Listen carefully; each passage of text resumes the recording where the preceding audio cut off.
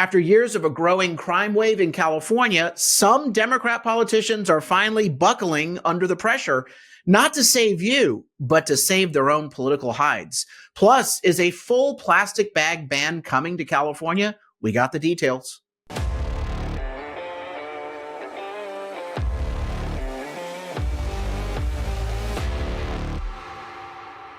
I'm Carl DeMaio, chairman of Reform California, and these are the top stories we're seeing today.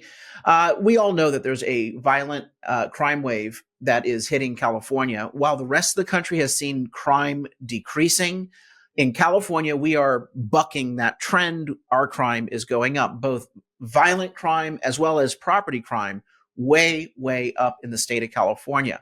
In previous episodes of this show, we've given you the 3 reasons why. Number 1, something called Prop 47, which eliminates prosecution of criminals for a wide variety of crimes. It takes the ability of law enforcement, police officers, sheriffs, and prosecutors to hold these criminals accountable. It takes tools out of their toolkit.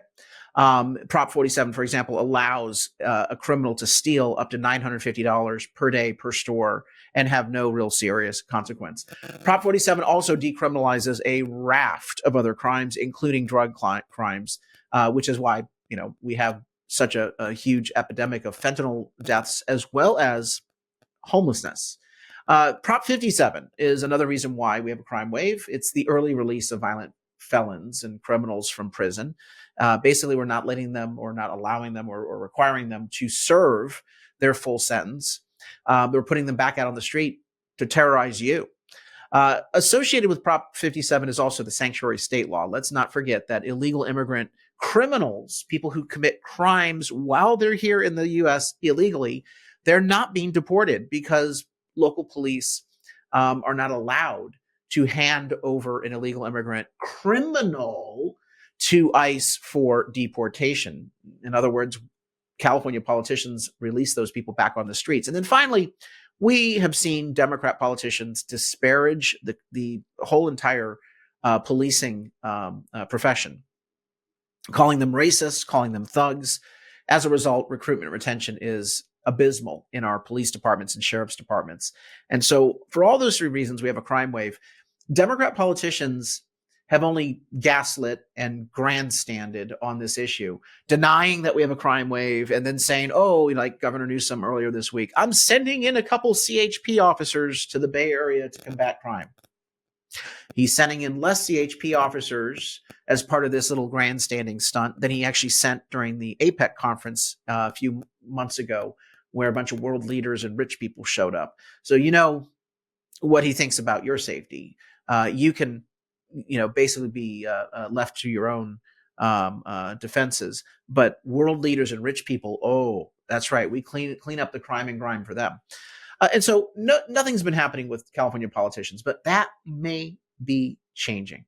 Some local politicians who are afraid of losing their job in this upcoming election, well, they're starting to sing a totally different tune. Imagine this. They didn't care about crime when your store was being robbed, or when your home was invaded, or when you were assaulted. They care about crime when you were the victim. No. They want to prevent themselves from being the victim of the voters. That's what this is all about. So take a look at this story, ABC7 in the Bay Area. Headline, Bay Area mayors Mahan and Breed join call for Prop 47 reform to crack down on theft and drugs. Oh, finally, they've arrived where all of us have been from the get-go. So let me back this up, and I'm going to turn it. Approved in 2014, Prop 40. Hold on, let's start again. And go. Opposite. Approved in 2014, Prop 47 aimed to lower the prison population by reducing most drug possession offenses and thefts of property valued under $950 from felons. By the way, you notice how the liberal media says Prop 47 aimed to lower the prison population? No, let's be clear about this. Prop 47 aimed to coddle and enable and protect criminals, okay? Let's be quite clear about that. Prop 57 was about lowering the prison population by releasing people. Shame on you, ABC7. Felonies to misdemeanors. But San Jose Mayor Matt Mahan is worried about the unintended consequences. I'm worried about the unintended consequences of not enforcing the law against criminals. I mean, golly, I am so surprised. You asshat. A number of people brazenly commit crime without fear of accountability. People are so trapped in addiction that they refuse services and subsist in misery. People are committing crimes because they're trapped in addiction. Maybe some element of truth to that. But that's not why a lot of these criminals are committing crimes. They're criminals, okay? They're bad seeds. And you are enabling them. You've enabled them all the way up to this point. He wants to run for a re-election. And London Breed of San Francisco, she is in a real tough fight. All the polls show that the voters in San Francisco, even the liberal voters of San Francisco, want her out of town, out of office as soon as possible. Streets. Mahan and San Francisco Mayor London Breed are among those hoping to see Prop 47 reform on the November 2024 ballot. The petition calls to reclassify theft with 2 or more prior convictions as a felony. Mental health and addiction services will be mandated for felony charges, and refusal will lead to up to 3 years in prison. And fentanyl dealers will face felonies. Marlene Harden lost her 18-year-old daughter to drugs. She supports the bill change. By the way, this amendment that would reform Prop 47, I support it. I think we need to do more, substantially more, to strengthen our laws to go after criminals and protect the public. But these 2 mayors are giving verbal support to Prop 47. Neither one of them have contributed to the ballot measure committee to collect the signatures to put the Prop 47 reform, I think it should be repealed, on the ballot. So I encourage you to sign the Prop 47 reform package. You will probably see people collecting signatures in front of the stores, so please sign that initiative. What you will find, though, are that these politicians are using their voice only for a one-time press conference.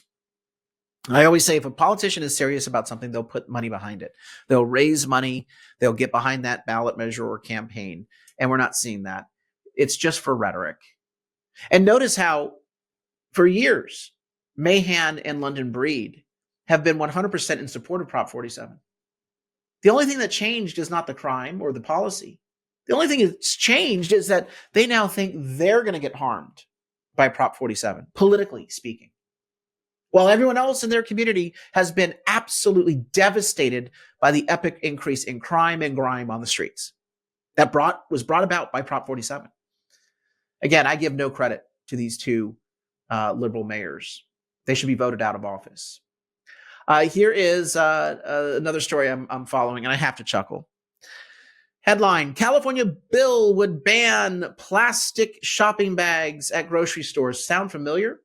You may remember that about 8 years ago, California voters approved a plastic bag ban, but the bags actually weren't banned. The thin bags that we used to have at the stores that were free. Yeah, those were banned to be replaced by thicker bags, and you get charged. Now, the left-wing zealots who thought that this was going to save the world and ban the plastics, they said that this would solve the problem. But it's not, actually.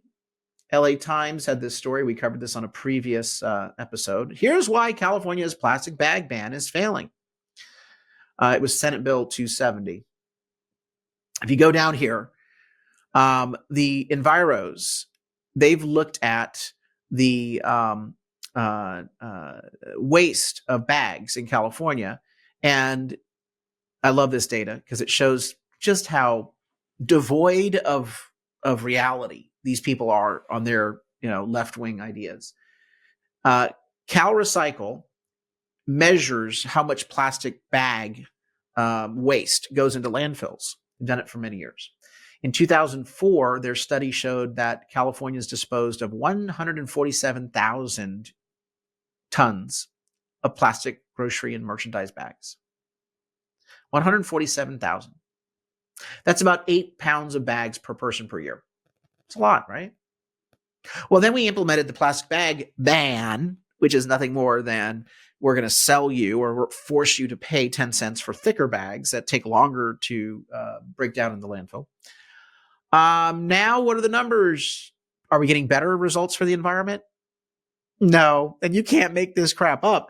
Californians in 2021, according to CalRecycle, the same leftist zealots that promoted this bag ban, discarded 231,000 tons of plastic bags, which means that's 11 pounds of bags per person, almost a 50% increase in the amount of plastic bag waste from before the ban to after the so-called ban.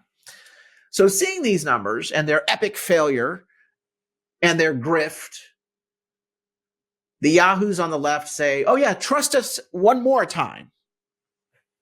Ban all the bags, all plastic bags.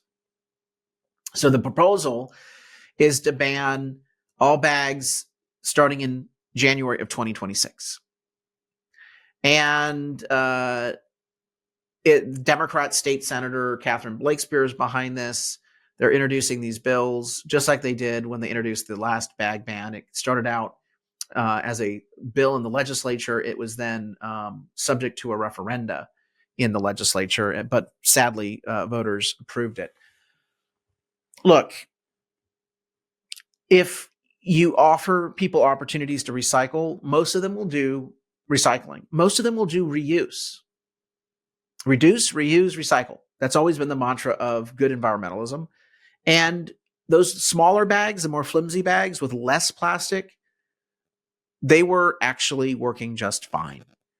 Could we do better? Yes. But the reality is this. The nanny state cannot completely stop all things from happening, but they can make your life more expensive and your life less enjoyable. It can take away the comforts, the convenience. Banning plastic is a public health hazard.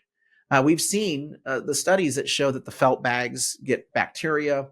Getting rid of plastic. Plastic has been a great tool to improve hygiene, but we're going to get rid of all that? What's the replacement? What are the trade-offs? The cost-benefit analysis? What's the public health impact? No one is talking about that, but they were having you put those diapers on your face for many years. In addition, again, the convenience factor. The plastic bags are convenient. Some of the other bags, if you have them, great. But if you don't, you need to get yourself a plastic bag. Let's be reasonable about this. This is the same group that continues to say that they're saving the planet from all the ills. But when you actually look at their results, higher pricing for you, less convenience, more risk, and not a whole good amount of work benefit to the environment. Look, at Reform California, we're leading the movement to take back our state from the left. I urge you to check out the website, reformcalifornia.org. Share the stories that are on that site. Check out our voter guide because you should be getting your ballot soon or already have it. We need everyone to return their ballots as soon as possible. And you can go to the website, trackmyballot.org. We see what it is, trackmyballot.org, trackmyballot.org. You'll find my voter guide there, as well as a way for you to track your ballot with the state of California. I want to get everyone to get their vote in and to make sure that their vote counts. The best way to do that is to vote early, track it, and verify that it was counted by the registrar of voters. So check out those two websites, reformcalifornia.org for our ongoing news and trackmyballot.org for my voter guide, as well as a way to verify your vote counted. Until next time, Carl DeMaio, Chairman of Reform California. Help us break through the censorship of the liberal media. Like this video, subscribe to this channel, and smash that notification button so you can stay up to date on all the developments in California news and politics. Also, please visit the website, reformcalifornia.org, for ongoing news coverage and to join one of our campaigns in the fight to take back our state. If you can, please sign up as a volunteer or chip in a contribution. This episode of Reform California with Carl DeMaio, paid for by Carl DeMaio for State Assembly 2024.